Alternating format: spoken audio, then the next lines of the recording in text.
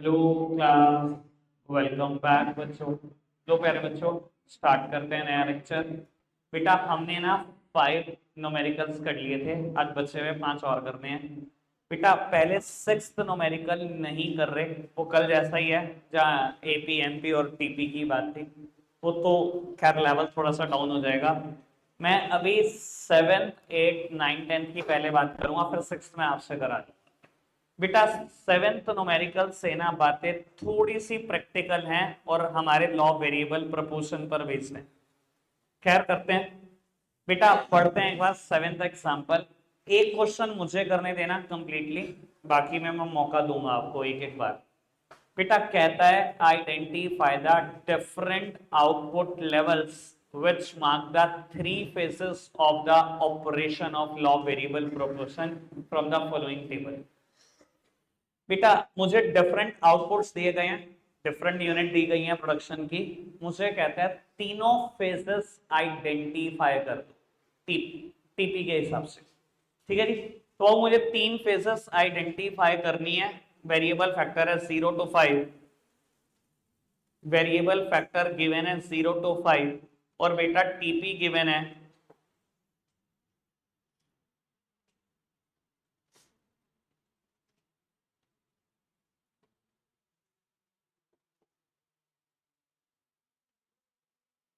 लो जी, सामने देखना बेटा, पहले एमपी कैलकुलेट कर लो। पहले एमपी कैलकुलेट कर लो। एमपी कैसे कैलकुलेट होता है? Current level minus previous level. First level पे तो कैलकुलेट ही नहीं हो सकता, एमपी के लिए 2 लेवल चाहिए होते हैं हमेशा। ठीक है ना? जीरो जब पता ही नहीं, कुछ है नहीं, तो ये मत लिख देना जीरो, डैश ही लिखना है आपको। ठीक है ना? कल भी बोला था जीरो और नॉन डिफाइंड इन दोनों टर्म में अंतर होता है।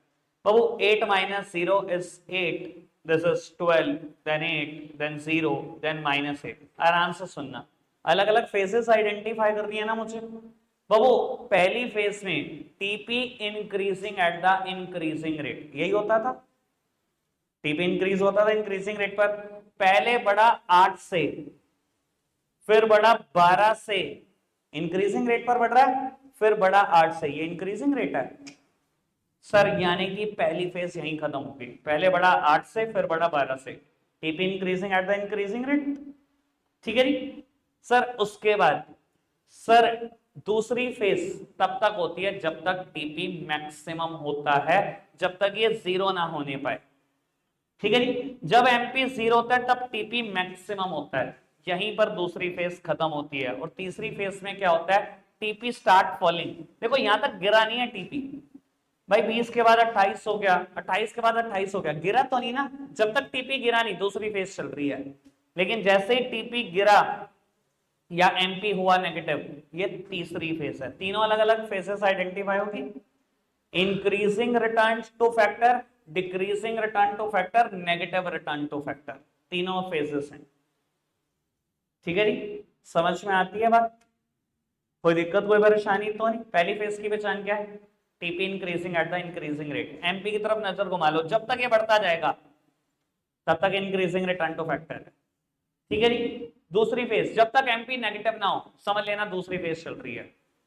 जैसे ही एमपी नेगेटिव हो समझ जाना तीसरी फेज चल रही है। सब कुछ एमपी की तरफ देख लो, बढ़ता रहे पहली फेज, जब तक नेगेटिव ना हो तब तक कंटिन्यू दूसरी फेज, जैसे ही नेगेटिव हो समझ लेना तीसरी फेज। क्लियर बात? अच्छे से क्लियर हो गई ये बात? चलो जी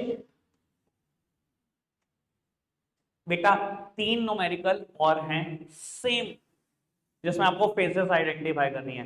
पहला मौका मैं आपको जरूर दूंगा, नहीं होगा तो देखेंगे। बेटा calculate the MP of the variable factor, MP निकालो और इंडिकेट कर दो various phases of law variable proportion. ये शेड्यूल। स्टार्ट हो जाओ फटाफट से। सर तीनों को करने के लिए 2-2 मिनट दूंगा, जल्दी से करके दिखाओ। बेटा अगर मुझे एमपी निकालना है, इधर देखो सब। Sir current level minus previous level, MP निकाल रहा हूं मैं। Current level minus previous level. ठीक है जी सर। जब तक एमपी बढ़ रहा है या बढ़ नहीं रहा, जब तक एमपी बढ़ रहा है तब तक बेटा इंक्रीजिंग रिटर्न टू फैक्टर है, यानी कि 2 यूनिट तक। सॉरी, जहां तक 2 वेरिएबल फैक्टर है वहां तक। उसके बाद एमपी गिरना शुरू हो गया, जब तक नेगेटिव ना हो जाए तब तक बेटा decreasing returns two factor. Negative हो गया, नेगेटिव रिटर्न्स टू फैक्टर, खत्म। 3 फेजेस है, इतनी बात नहीं समझ सकते। चलो जी बाबू, next one, identify different phases. आपके हवाले वतन साथियों, फेजेस आइडेंटिफाई कर दो फटाफट से, स्पीड बढ़ाकर बात को। सर खराब नहीं है, एक बार फटाफट से डिस्कस कर लेते हैं। एमपी कैलकुलेट किया होगा सर, 0 अगर इनपुट होंगे तो टीपी भी 0 होगा, तो एमपी आया होगा 1 लेवल पे 4, देन 5, देन 4, देन 2, देन -3। जब तक बढ़ रहा है तब तक इंक्रीजिंग रिटर्न्स टू फैक्टर है। जब गिरना शुरू हो गया लेकिन नेगेटिव नहीं हुआ तो डिक्रीजिंग रिटर्न्स टू फैक्टर है। जब नेगेटिव हो गया तो नेगेटिव रिटर्न्स टू फैक्टर। तीनों फेजेस आइडेंटिफाइड हो गई। सिंपल है यार बात। मैं अब फोर्थ एग्जांपल नहीं करूंगा, बस ये आप ही करोगे खुद से। करो बराबर से, आइडेंटिफाई कर दो तीनों फेजेस, स्पीड बढ़ाकर।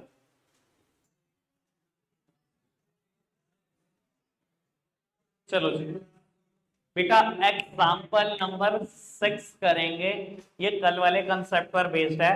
आपको एवरेज प्रोडक्ट गिवन है, मार्जिनल प्रोडक्ट गिवन है, कई कई जगह पर कुछ चीजें गिवन भी नहीं। आपको कहता है टेबल कंप्लीट करो, पर मैं आपको बता देता हूं सर, टेबल बिना टीपी के कंप्लीट नहीं हो पाएगी, क्योंकि एपी और एमपी का आपस में कोई फॉर्मूला है ही नहीं जो इनको रिलेट करता हो।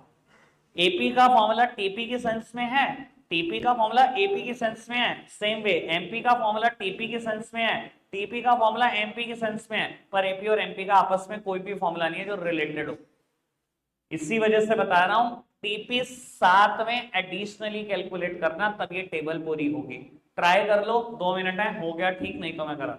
वैसे होएगा ये क्वेश्चन, मैंने हिंट दे दिया इस क्वेश्चन का क्या है। टीपी का यूज करो। एक कंसेप्ट तो मेरे को बताना ही पड़ेगा, मुझे लगता है कल जो एब्सेंट थे बच्चे। बेटा क्वेश्चन में मेरे को यूनिट्स ऑफ लेबर दी हुई है 1 to 6। एपी गिवन है और एमपी गिवन है, जहां जहां गिवन है देख लेते हैं। 8 10 फिर 9 7, 8 10 और एमपी गिवन है 10 और 4। बाबू सामने देखना, देखो एवरेज प्रोडक्ट क्या होता है, टीपी अपॉन वेरिएबल फैक्टर, ये होता है। ठीक है जी। अब वो एपी कैसे निकल सकता है, एवरेज प्रोडक्ट कैसे निकल सकता है, जितना टोटल प्रोडक्ट बनाया अपॉन वेरिएबल फैक्टर। मैं उस दिन एग्जांपल दे रहा था, मेरे नोट्स में एग्जांपल यही लिखा हुआ है।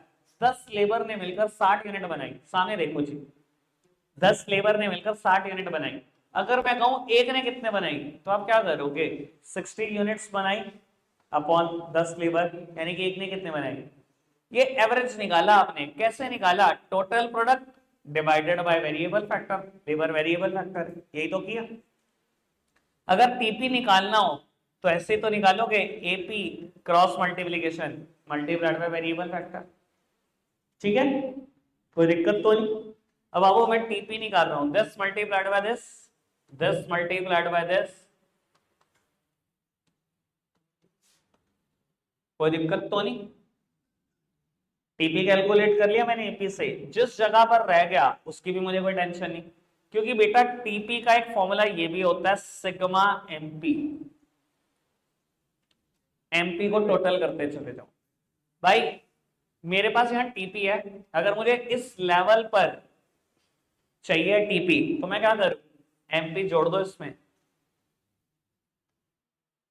ठीक है जी, मेरे पास इस लेवल पे टीपी है, एमपी जोड़ दो, मेरे पास टीपी आ गया। अब जो निकालना है वो निकल जाएगा, चाहे एमपी चाहे एपी। ठीक है जी, देखो यहां पर एपी नहीं है ना, 30 divided by 3, 40 divided by 5, AP पूरा हो गया, एमपी पूरा हो जाएगा, current level minus previous level. 8 12 6 2, खत्म।